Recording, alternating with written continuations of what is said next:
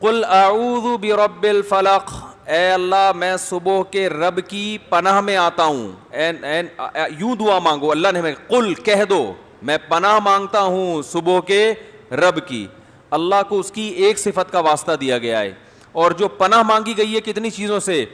من شر ما خلق، جتنی چیزیں اللہ نے پیدا کی ان کے شر سے. ومن شر غاسق اذا وقب، اور رات کے شر سے جب وہ پھیل جائے. ومن شر غاسق اذا وقب، ومن شر غاسق اذا وقب، اور رات کے شر سے جب وہ پھیل جائے.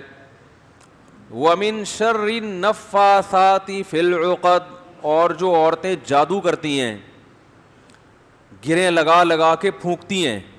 جادو میں یہ بھی ہوتا ہے، جادو سے ڈرنے کی ضرورت نہیں ہے، لیکن جو جادو کرتے ہیں وہ گریں لگا لگا کے نام پڑھ پڑھ کے پھونکے مارتے ہیں.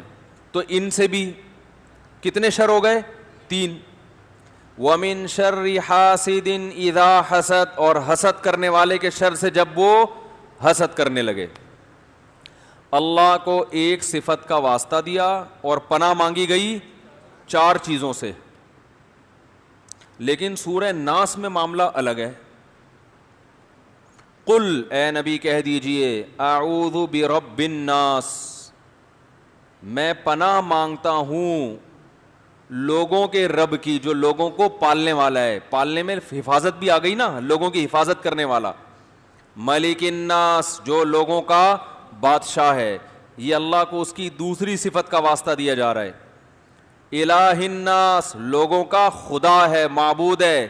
اللہ کو اس کی تیسری صفت کا واسطہ دیا جا رہا ہے. اور پناہ صرف ایک چیز سے مانگی جا رہی ہے، من شر الوسواس، وسوسہ ڈالنے والوں کے شر سے. نہیں آ رہی بات؟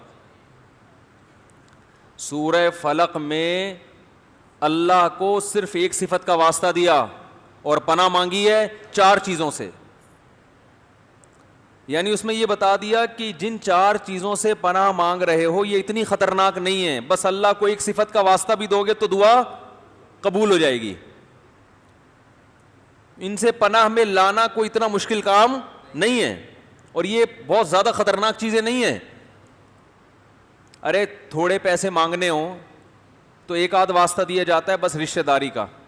یار آپ مجھے 100 روپے دے دو، آپ میرے ماموں بھی ہو، اور آپ بس اتنا کافی ہے کہ ماموں 100 روپے دے. اب میرے بھانجے بیٹھے ہیں کہ ماموں کے 100 روپے نہ مانگ لیں. یا ابو، بس ابو کو ابا ہونے کا واسطہ دیا جائے گا نا. ماں سے پیسے مانگ رہے ہو، امی کے کیوں دوں، آپ میری ماں ہو، اتنا تو حق بنتا ہے نا. آج کل بچے ماں باپ کو سمجھا رہے ہوتے ہیں کہ آپ میرے ابو ہیں، آپ میری امی ہیں، اتنا تو حق بنتا ہے نا کہ کبھی کبھار 100 روپے دے دیا کریں. تو ایک صفت کا واسطہ دیں گے نا. لیکن اگر یہ 1 کروڑ روپے قرضہ چاہیے، پھر سے اتنا کافی نہیں ہے آپ میرے ابا ہیں، اتنا کافی نہیں ہے، بہت بڑی چیز مانگ رہے ہو بھائی. اس کے لیے دیکھیں آپ میرے والد بھی ہیں، اور اللہ کا دیا آپ کے پاس پیسہ بھی بہت ہے، پیسے والے بھی ہیں، اور آپ میرا خیال بھی کرتے ہیں، اور میں آپ کا لاڈلا بھی ہوں. تو جتنے واسطے دے سکیں گے آپ دیں گے. ابا کے اندر جتنی کوالٹیز ہوں گی سب کو ہائی لائٹ کریں گے، کیونکہ جو چیز مانگی جا رہی ہے وہ تھوڑی نہیں ہے. سورہ فلق میں اللہ نے بتا دیا کہ مجھے میری ایک صفت کا واسطہ دو، 4 چیزیں مانگ لو. لیکن سورہ ناس میں بتایا کہ 3 صفات کا واسطہ دو، وہ واسطہ بھی بڑا تگڑا ہے بھائی. اللہ لوگوں کا معبود، لوگوں کا، لوگ میں تو ہم بھی داخل ہیں نا، لوگوں کا معبود، لوگوں کا مالک، لوگوں کا پالنے والا. یعنی صفات بھی تگڑی اور ان کی تعداد بھی زیادہ. اور پناہ صرف ایک چیز سے مانگی جا رہی ہے، وسوسہ ڈالنے والوں کے شر سے.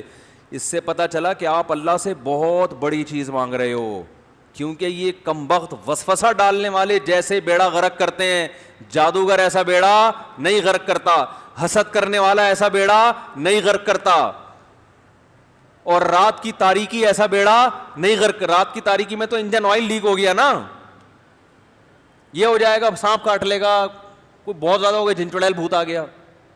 تو جن چڑیل بھوت سے کیا ہو جائے گا بھائی؟ جسم کا نقصان ہوگا نا زیادہ سے زیادہ, تو مرنا تو ویسے ہی ہے نا, مرے گا آخر میں بالآخر, تو ویسے نہیں مرے گا کیا ہے بھائی, صحت مند ہو کے بھی تو مر جائے گا, رزلٹ تو ایک ہی ہے. لیکن جو وسوسے ڈالنے والے لوگ ہیں نا, یہ آپ کے ایمان پہ ڈاکہ ڈالتے ہیں, آپ کا بیڑا غرق کر دیتے ہیں, آپ کا سکون برباد کر دیتے ہیں.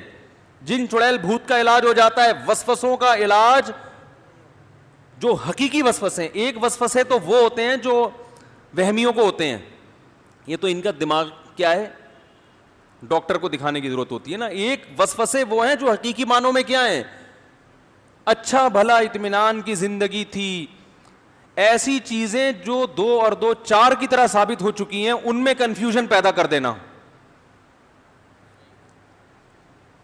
یعنی آپ کو سورج نظر آ رہا ہے کہ بھائی سورج ہے, دوپہر کے 12 بج رہے ہیں, لنچ کا ٹائم ہو چکا ہے, ایک بندہ آ کے تقریر کرتا ہے یہ سورج نہیں ہے, اور الٹی سیدھی بحث کرتے کرتے آپ کو کیا کر دے گا, وہ کنفیوز کر دے گا. آپ کو شک ہو جائے گا یار یا تو میں اندھا ہو گیا ہوں یا کیا مسئلہ ہے. پھر 2 4 اور اس کے ساتھ مل گئے, تو اب آپ اتنے کنفیوز ہو جاؤ گے کہ آپ کہو گے یار وہ جو دن کے 12 کی ڈیفینیشن کیا ہے اور رات کے 12 کی آپ کے پورا شیڈول آؤٹ ہو جائے گا نا.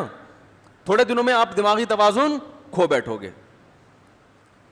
تو وہ چیزیں جو 2 اور 2 4 کی طرح ثابت ہیں, جو وسوسہ ڈالنے والے لوگ ہیں, ان چیزوں میں کنفیوژن پیدا کر کے آپ کو سیدھے راستے سے ہٹا دیتے ہیں. اور جب آپ بھٹکتے ہو تو پھر یہ نہیں کہ دوسرے ٹریک پہ چلنا شروع ہو جاؤ, کسی ٹریک پہ چلنے کے قابل نہیں رہتے. پھر وہ یا تو وہ قادیانی بن جاتے ہیں, یا منکرین حدیث بن جاتے ہیں پرویزی, یا وہ بالکل ملحد بن جاتے ہیں کہ یار مذہب کی قید سے اپنے آپ کو نکالو, یہاں تو اختلاف کے علاوہ کچھ ملتا ہی نہیں ہے, سب کی کتابوں میں کیڑے, سب غلط, فلاں ایسا فلاں ایسا.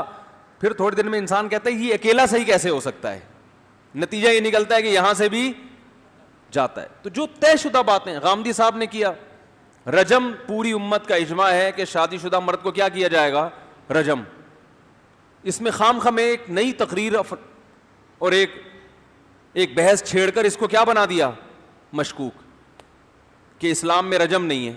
بیٹھے اب عامی آدمیوں کو تو پاس دلائل نہیں ہوتے نا, اس سے وہ رجم کا بھی عامی آدمی نے انکار کیا. اور جتنے بڑے بڑے فقہا محدثین جو اس کے قائل ہیں کہ شادی شدہ مرد جب زنا کرے گا تو پتھروں سے مار کے ہلاک کیا جائے گا, یہ شرعی سزا ہے, ان تمام علماء پر بھی اعتماد, بولو بھائی, ختم. منکرین حدیث کیا کرتے ہیں, ایسی ایسی باتیں نکال کے لاتے ہیں کہ آپ کا حدیث پر سے اعتماد ختم. لیبل لگاتے ہیں ہم صرف قرآن کو فالو کرتے ہیں, لیکن انجام یہ ہوتا ہے کہ آپ کا قرآن پر سے بھی اعتماد ختم. لیبل اچھے ہوتے ہیں.